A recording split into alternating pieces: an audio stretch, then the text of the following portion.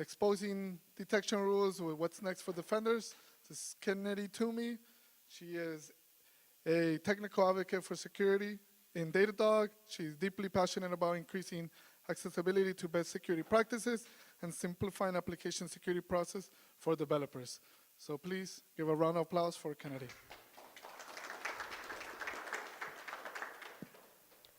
Hi everyone, can you hear me? Cool, hope you're having a good SunsetCon so far and Scale in general.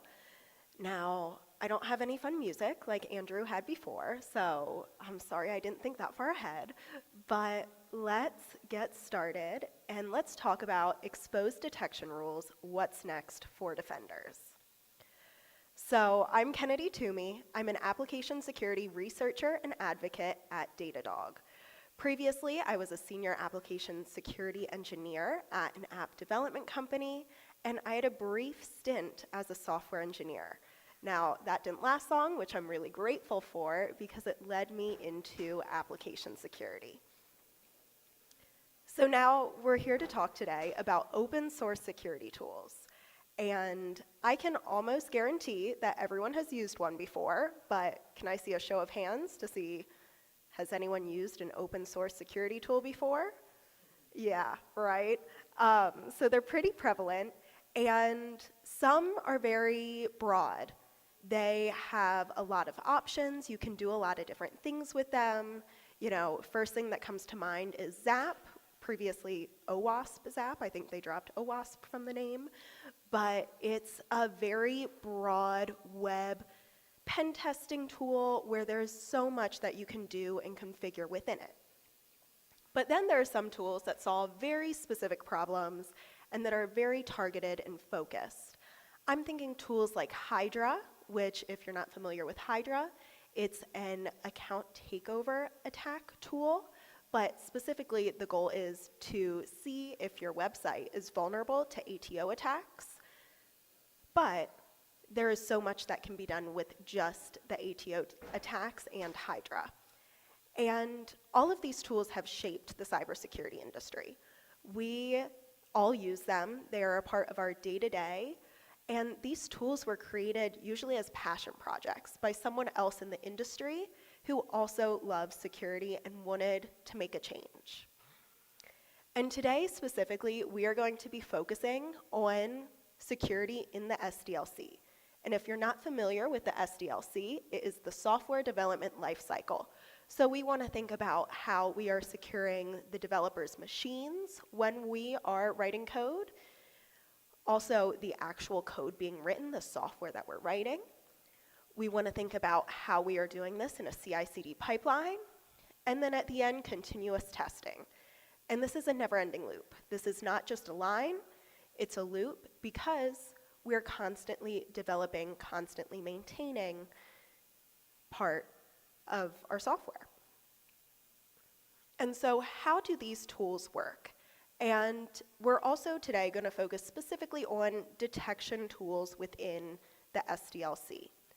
But there are three ways that these tools start to detect different vulnerabilities. First, we have flagging against detection rules. So these detection rules are a set of predefined criteria of potentially malicious activity. So in simplicity, it's looking for a pattern.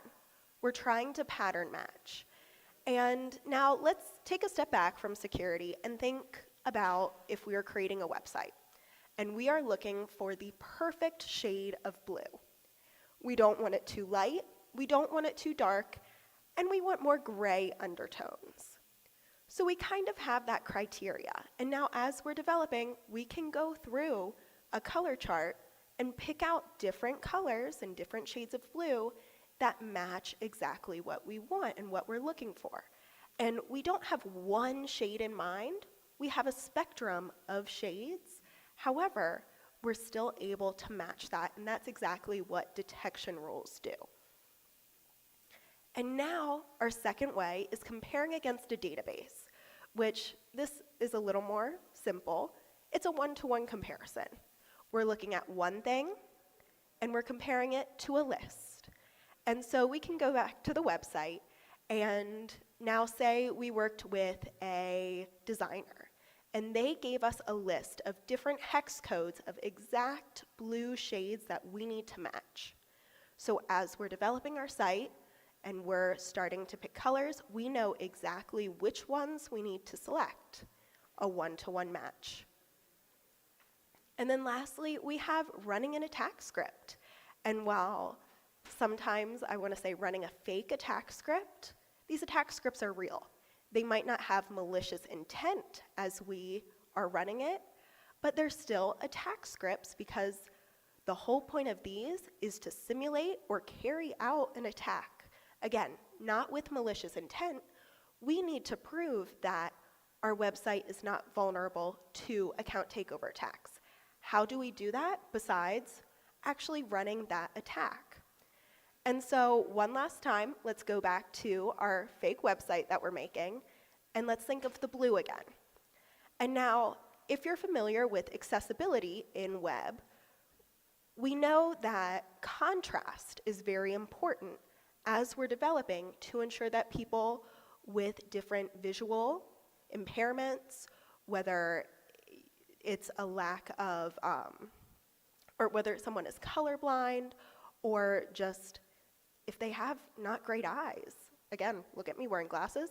There are tools and there are scripts to actually check to see if the contrast is high enough so that people with visual impairments have a greater likelihood of seeing it.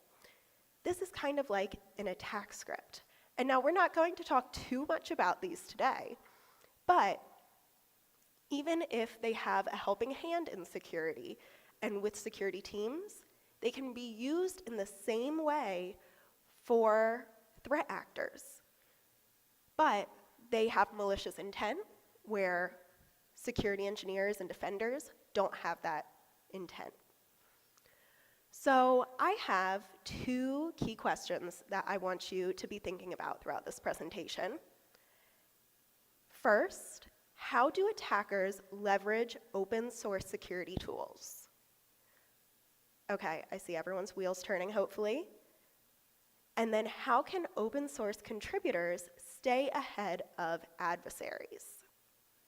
Okay, so be thinking of these throughout the entire presentation. But let's move on. We've got a challenge, of course. That's kind of why we're here. And so open source security tools are a double-edged sword. They empower defenders, but they also aid attackers. And I'll go into that a little bit more. So first, empowering defenders.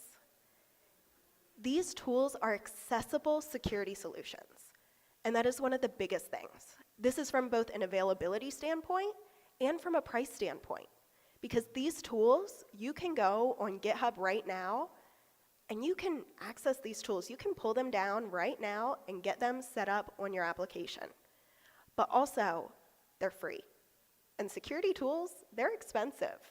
Everyone knows this. It's a fact of the industry. And not everyone can afford every security tool. And that's okay. But everyone can afford open source security tools. And these tools allow for people of all different aspects of web, but also from different aspects of whether they're a startup or whether they are an enterprise or whether you are a single person maintaining open source code. There are so many different options for different needs. But then we also have community-driven improvements because people are constantly making suggestions and improvements to these tools to make the tool best suited for their needs. But guess what? As they're making them suited for their needs, that might help you. And this constant collaboration, that makes these tools successful, and that makes more people want to use them, especially if I tell a friend, hey, I've been really enjoying this tool. Well, then maybe they will go look at it, and maybe they'll start using it, and then they spread the word. So as more people use it, the more the tool can improve. And then with rapid innovation, new tools are popping up all the time, which is awesome because some of these tools fill gaps that you didn't even know you needed or that you didn't even know existed. And so with this, we're constantly being able to push security forward and add more layers to our security defense. But let's look at the other side. We have to look at some of the advantages that attackers have when trying to bypass open source security tools. They have access to detection rules, which availability is everything. That's the whole point of open source security tools. So these attackers, these threat actors, they're able to go in to the repo and look at the detection rules. And knowing exactly how a tool will alert to certain things, it makes it easier to create workarounds to bypass those detections. And now they can also understand the limitations and the blind spots. And this can be done because they're able to test the tool. They are able to set up the tool against something and run their attack against it. And they can see how it performs. And once they're able to test and understand how everything works, they're then able to use that knowledge to create attacks that bypass those rules and bypass those detections. And then lastly, just as for defenders, we're rapidly innovating, these attackers and the threat actors, they're able to adapt very quickly. And they're able to see all code changes made in a repo. And they're able to track those changes and stay up to date with different defense mechanisms. And from there, they continue to adapt their attacks. So let's look at a few case studies. Datadog has multiple open source security tools available. I'm going to be talking today about GuardDog and the supply chain firewall. Now, I will point out, I have some QR codes on the screen, later, not yet, that will link you to the different repositories. Scan them at your own risk. I know this is a security conference and that no one likes to scan QR codes, especially, again, you don't know me, but I promise they're safe. But if you don't trust me, I will have them all shown at the end. And if you happen to forget to take a picture or look at those, they're pretty easy to find. You can Google GuardDog, you can Google supply chain firewall, and you can find them pretty easily. So let's go into GuardDog. Again, there's the QR code if you want it. This is an open source CLI tool to identify malicious packages. But it does this by inspecting the source code. And so it uses metadata analysis, SemGrep rules, and Yara rules. So it runs a set of heuristics against the package source code to see if it finds anything that's suspicious in the source code. So I've got a few examples for you just so you can see how the tool runs before we go any further. So here, we're doing a command GuardDog scan requests. Now, this is for Python specifically. GuardDog does have a few different languages that it supports. Python and NPM are two of the main ones. It also has some Go support. But if you're familiar, requests is a pretty popular Python package. And it's well known. And as we can see here, we found that there were 0 potentially malicious indicators in this. I'm not shocked. At this point, I would feel comfortable adding requests into my code. Now, we have another package that we're trying to scan. I'm going to call this X. It's a jumble of letters. I'm not even going to try to pronounce it. But in this case, we're going to call it X. As we can see, there were 2 potentially malicious indicators found. Okay, so the first one, empty information. It was just missing a description on PyPy, the package manager. Okay, that has me thinking, but that's not end all be all. That's not, I would not use this. But then, let's look at the second indicator.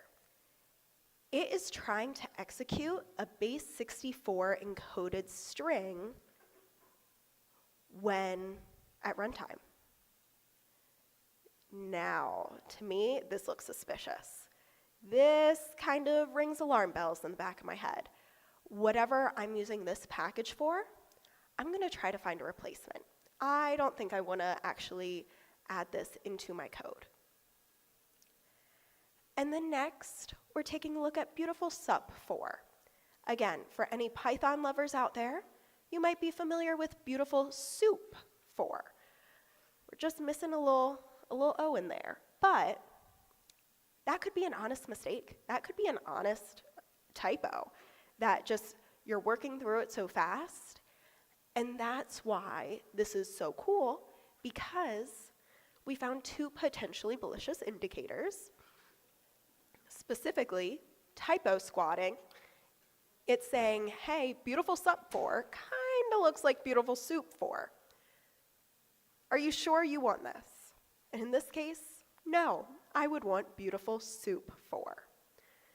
So let's go into some of the detection rules. And this is an example pulled right from GitHub. And I'm going to be honest, this is one of the shorter ones. And I did that for a few reasons. First, I wanted it to fit on the screen because some of them are pretty complex and take up many, many lines of code, and that would not be easy to go through with y'all. Number two is, I was looking for simplicity. I wanted a rule that we could easily understand as a group, especially if we don't have some grep knowledge, which I don't expect anyone to have this. So let's just take a look at this. And we can see in the description that we want to identify when the install command is overwritten in setup.py, because this means that something is being overwritten and will start automatically running when the package is installed. That's scary. I don't want that to happen. And as we go down more, we can see that we're looking for patterns, okay? This isn't shocking considering what we talked about in our detection rules earlier, but we're looking at something called patterns either. This is essentially or. I'm looking for this pattern or this pattern. And alert if you see at least one of them. And so we're looking for either setuptools.setup or just plain setup. And then we also have some metadata at the bottom where we're doing some regex. We're looking for either install, develop, or egg info. So I'm just gonna say it's not always bad when the install command is overwritten in setup.py. However, we often see it taken advantage of. This is often something that I don't want to happen, especially if I'm not writing it that way and if I have to trust someone else as we're doing this. So let's take a look at how we want to, or how we're going to try to, evade guard dog. And so this is the exact same rule. Nothing has changed, but let's think about it from an attacker perspective. We know this is using semgrep rules, but again, we might not all be experts in semgrep. So I took this as an opportunity to use an AI tool. Attackers have those at the ready. They have that in their tool belt, so I felt it was appropriate to use this. And now, I do want to point out that AI tools are not always right. They are not always reliable. However, it could give a threat actor a starting point, and that's all they need. They just need a spark. They need an idea. And whether the answer works perfectly and they don't have to change anything, or whether it just starts them down a rabbit hole and they're able to keep going until they find something that works, we'll have to see. But what I did, I asked the tool, and I framed it like I was a security engineer trying to better protect and secure the rule. I asked, what are different ways an attacker could work around this rule so they are not detected? And now, again, I'm of the mindset of an attacker right now, but I made sure to say I'm a security engineer trying to protect it. And you want to know what the suggestion was? Right now, we're specifically watching install, develop, and egg info. Why don't we try to target something other than install? Why don't we try to overwrite build or sdist? Because they both also execute during package operations. And now, this is just one idea. It's just one way where we can start thinking about, oh, maybe we can try that. So let's talk about how we can even attempt to maintain guard dog when that's kind of the reality. But the good news is that things we miss inspire rule enhancements. And sometimes we can be proactive about it, but sometimes we do have to be reactive. So our team, we have a security research team that part of their job is working on maintaining guard dog. So what they do weekly, they look for new malicious packages that have advisories on osv.dev. This is something where every week the team gets together and they go through this. And they're trying to find ways that they can enhance the rule based on new advisories that they're finding. They also have to stay up to date from other researchers, because if they're only looking at one resource, who knows what they could be missing elsewhere. So they're looking through other blog posts if they're following other researchers on different platforms. They're just trying to stay up to date and to stay knowledgeable, because the more information they have, the better they're able to secure some of these rules. And now, of course, again, with anything, there is a challenge. And this is especially true when we're trying to create detection rules, because there's a never-ending struggle when creating a security tool, trying to balance the right amount of strictness of a tool so that it's effective, but also we don't want false positives. Because with false positives, I as a security engineer don't want to have to go through hundreds of false positives, because that kind of wastes my time. That's a lot of time spent having to go through different things. And if I, someone who works in security and who likes to look at vulnerabilities, doesn't want false positives, can you imagine how the developers want those false positives? They don't. The more false positives you get, the less likely you are to use the tool or even trust the true positives. So we really try to ensure a low false positive rate, but that means some of the tools have to be a bit more strict, because if we open it up too much, we can start to see a lot more false positives.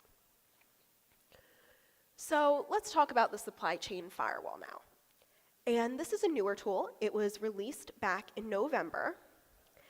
It is an open source CLI tool to prevent the installation of malicious packages, specifically from Python and NPM, or Python and JavaScript. And the goal of this was actually for engineers to help protect their development workstations from compromise from a supply chain attack. So we don't even want this installed. We don't even want this to get to the point where we can use it and run it in our code. This is a step before. And so with this, we actually do use a database for detection. So the tool collects all the targets that would be installed by a given pip or NPM command, and it checks them against reputable sources of data on open source malware and vulnerabilities. And with this, if it finds something malicious, it will automatically block those targets. So let's take a look. And so first, we are going to run the supply chain firewall against requests. As we can see, it found nothing malicious, and so it installed successfully. Now we're going to run it against passports.js. And if you're familiar with JavaScript, you might have heard of passports. Well, passports and passports.js, not the same. So we'll let it run again so y'all can see it. But as we could see previously, and again, I'll give it another few seconds to get this back on the screen, we can see, drumroll, that it actually did not install that package because of two reasons. And now here are the two reasons. The first is Datadog Security Research's public malicious packages dataset. Now, that's really hard to say. It's not a short title, but there is a QR code if you're interested in checking it out. It is an open source dataset of over 5,000 malicious software packages identified by Datadog. And this specifically is done as part of our security research efforts in supply chain security. And most of the malicious packages added were identified by GuardDog. And then we also have osv.dev, which if you're familiar with this, or if you're not familiar, it's the open source vulnerability database. It aggregates various well-known vulnerability databases and puts them all in one place. And you might have heard of something called the OSV scanner. This is the database behind that. And so now let's think about how can we evade the supply chain firewall, which I've abbreviated here, SCFW. But there's one main truth. The malicious package has to exist in the database for us to be able to flag it, right? In a one-to-one comparison, we need the one to compare it to. So now we have to think about database accuracy and trust. How do we keep it up to date? And how do we trust the other database? So let's think back to our public malicious packages dataset. Again, most of these packages have been identified by GuardDog. But every single one of the software packages included in this have been manually triaged by a human. So someone on the team goes through and looks through each one to confirm that it should be in that data set and to confirm that we want it in that data set. And then we also acknowledge that there's selection bias. And this is because most things were identified by a single rule set, which is GuardDog. And that because it has the selection bias, it might not accurately represent the entire landscape of software supply chain security malware, which is why we also use osv.dev, because we want to make sure that we're covering our bases and to make sure that we're having and providing all the information that's possible. So with osv.dev, it's a well-known and respected resource. If you go to that site, it lists out all the databases that it compiles info from, so we can do an extra set of fact-checking. But if you look at those databases, it's GitHub advisories, it's Google advisories. These are some well-known companies that have these data sets as well, and they're all being compiled into one place. So now let's think, how can we stay ahead? Or at least, how do we not fall light years behind? Because that's the goal. There is so much going on in security. How do we just make sure that we're not lagging behind? So first off, we have proactive threat modeling. And I know threat modeling, finding time for this is hard. There's no set maintenance schedule, especially within open source. How do we have time for this? Well, use the resources that you have. Use different AI tools to help if you can. And this might not have to be a traditional threat model. It could be, but it doesn't have to be. Maybe do something like the weekly research check. How can we just try to stay up to date on different things? Next, leverage the community. The open source community and the security community, they want to help. They want to use these tools. They want to make these tools better. So ask questions of your users. Find ways to get valued input and encourage responsible disclosure. If someone notices something, if someone notices a bug, ask that they disclose it, because that will make the product better and that will make the tool better. And then lastly, try to automate things. Whether this is creating an RSS feed to pull in different articles that interest you and that will help you with this tool, or automating the rule creation process, like we do with the malicious data set. Now again, we always have a person checking it to ensure validity, but it saves so much time having it automated to get it to the point where we can check. And now, everyone wants to help, right? Everyone wants to contribute, absolutely. Yeah. So, how can you help? First, use open source security tools. Most of you already are doing it, but who says you can't use more? The more a tool is used, the more refinement it gets. And as tools become more popular, more time might be able to be allocated for maintenance. Now, we can also create new issues in the repositories. Do you notice that your favorite tool could have additional detection rules? Why don't you just create an issue? Suggest a fix. It's the easiest way to contribute without actually writing code. But now if you can, contribute to the code. A lot of open source repos, they have a file in there that tell you how to contribute. How can you help? And these maintainers are normally so excited to have other contributors because it means they can focus on other things. So, of course, we've got some bad news.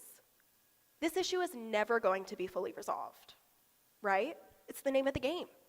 It's what makes threat actors so good. It's what makes hackers so good. They're always finding workarounds. They're always looking for the next new thing. Now, granted, it's kind of what makes our job so fun, because there's always something new to learn. There's always something new to protect against. But this is never going away. Now, there is good news. These tools are free and accessible. I'd rather have some sort of open source tool implemented than have no tools at all, because something is better than nothing. And guess what? You don't have to announce that you're using a specific tool, right? If you want to, that's up to you. But how would an attacker know that you have a certain protection that you're using on your machine, that you're using in the CLI, if you don't broadcast it? And if they don't know, it makes it a lot harder for them to work around that tool. And there is also some things that we're doing to try to help the community. Our security research team does work with the package managers at NPM and PyPy to help remove some of these malicious packages to make things safer for the community, even if you're not using the open source tool. Because we don't want to just help protect people who are using our tool, whether it's open source or not. We're trying to help the community in general. And so with this, I hope I didn't scare you away from using open source security tools, because that's not the goal. The goal is to encourage them, but also be aware and be thinking about how can this be bypassed. So with that, we do have a security newsletter that my team is putting out. We share both internal research that we do and external research.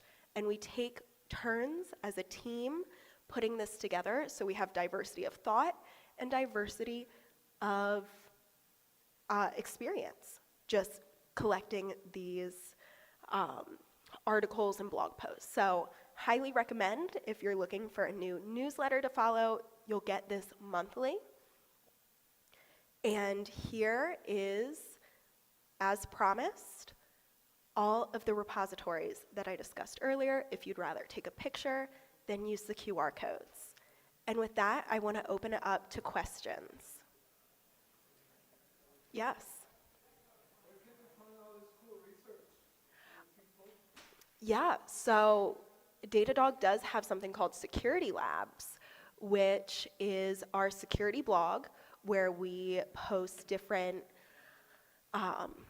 vulnerabilities that we found. We had a recent one all about AMI attacks that one of my colleagues, Seth Art, found, and he disclosed to AWS and published a whole blog post on with a video. So we have a lot of really cool research shown at Security Labs, if you're interested.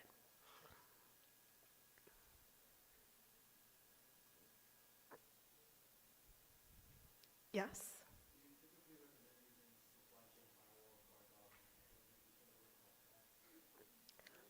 You don't have to. And something cool with the supply chain firewall is you can actually add the command right to, as you run pip, you can actually hide it. So when you run like pip install, you can automatically have the supply chain firewall running in the background. It all depends on your needs and what you feel comfortable with.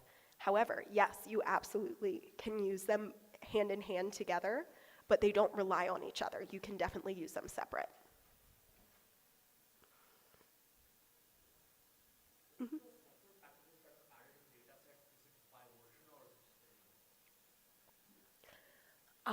That is a great question. I think it depends. I'm gonna say it's mainly by name because a lot of them are spun up to be more malicious. However, if there is a specific version that's malicious, then I believe that will be indicated. Okay. Mhm.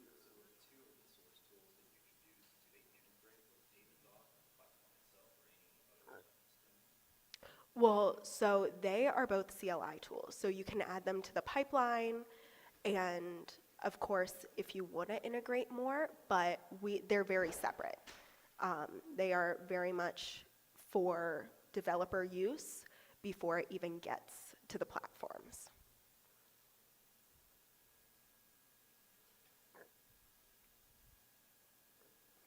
Okay, well, if there are no more questions, thank you so much. I really appreciate it, and I hope y'all have a good rest of your day. Woo! Thank you, everyone. Give it up for Kennedy.